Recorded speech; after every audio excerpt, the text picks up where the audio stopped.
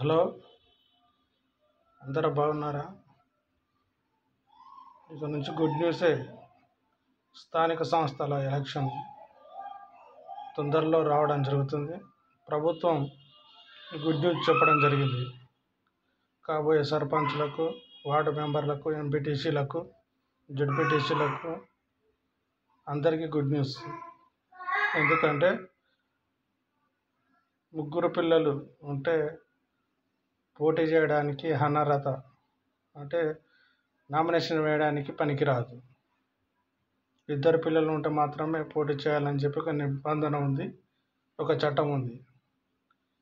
కాబట్టి ఇప్పటి నుంచి ఈ స్థానిక సంస్థల ఎలక్షన్లను దృష్టిలో పెట్టుకొని ఇప్పుడు వచ్చే ఎలక్షన్ల నుంచి ఈ నిబంధనను ఎత్తివేసింది. ఇక నుంచి ముగ్గురు ఉన్నా, నలుగురు ఉన్న పిల్లలు వార్డు మెంబర్కైనా, సర్పంచ్లకైనా, ఎంపీటీసీలకైనా, జడ్పీటీసీలకైనా, దేనికైనా పోటీ చేయనికే అందరూ పోటీ చేయవచ్చు అని చెప్పి ప్రకటించింది.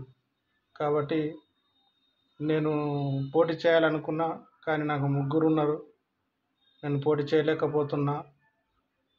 నాకు ముగ్గురు పిల్లలు ఉన్నారు, నేను పోటీ చేయలేకపోతున్నా. నాకు ఇద్దరు ఉంటే నేను చేస్తుంటే అనుకునే వాళ్లకు ఇది ఒక గొప్ప అవకాశం.